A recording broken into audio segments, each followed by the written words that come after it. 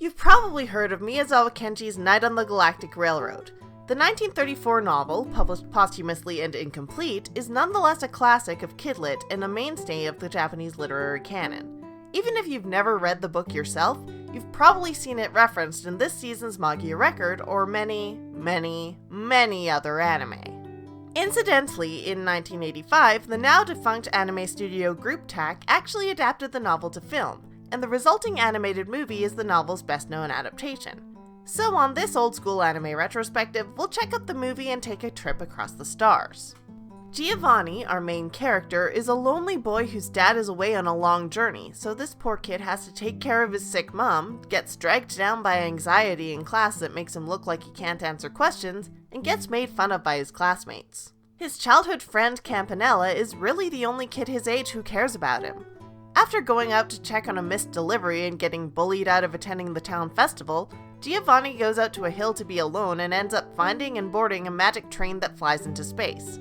It starts out as a fun fantasy adventure where he meets Campanella on board and explores heavily symbolic stops while meeting new people. But slowly we start to realize that everyone on board met a tragic fate beforehand, and something on Giovanni's train ticket has marked him as special in comparison.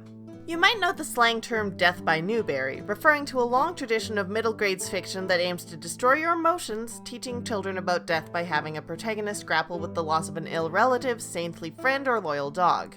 Spoilers, but that's basically Night on the Galactic Railroad, and the cultural context we're looking at is one where this story is very well known. This particular adaptation also heavily leans into references to Miyazawa Kenji as a person, making the human main characters into anthropomorphic cats, which he had always compared to humans, and using Esperanto for all the on-screen text because the language was a passion of his.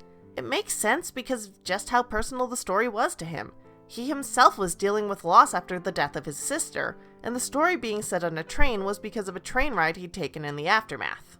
The movie is a labor of love for the book and the author, and it does what it can with an incomplete manuscript and makes it feel like it was always supposed to be like that. Its melancholy tone is perfect for the story, and the acting is fantastic in the sub. The dub is also great for its day and perfectly listenable, even if you might get a little distracted hearing Veronica Taylor use that famous 10-year-old boy voice in something else. There's a reason this film was beloved in Japan, winning awards and launching careers, and why most of the recent references at least partially take inspiration from this adaptation specifically. If there's any downside, it might be that the tapes have aged. There's visible scratching on cells in basically every release, much like what happened with Swan Lake. As well, some people aren't happy with the story being reimagined with most of the characters as cats, save for the human passengers from the Titanic. Personally, I thought it was fine, especially if you know it's a nod to Miyazawa Kenji and the story's view of human selfishness, not just a random design choice. Honestly, I'm having trouble finding anything negative to say about the film itself. Some people might find it too slow or depressing, maybe even inaccessible, but that's just a matter of personal taste at this point.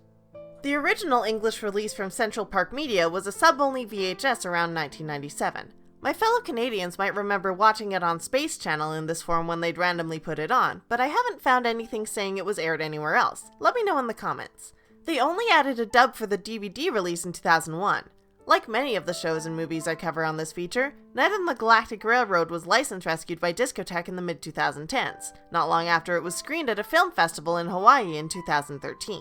It was re-released on DVD in 2015 and Blu-ray a few months after. It also hit Crunchyroll in late 2019, both dub and sub, as part of a big batch of Discotek titles. Like I mentioned earlier, this movie was extremely popular and enduring in Japan, but it's kind of been overlooked in the Anglosphere. But if you're looking for something different in your old school anime, you want a slow spiritual meditation on life, death, purpose, and happiness, or you're running out of anime that are appropriate to show to your kid or younger sibling, I recommend checking it out. This is Secret Identity Studio, and I'm going to go cry and contemplate existence now. Or at least watch in dread as the last few episodes of Azo can come out. Season 2 when?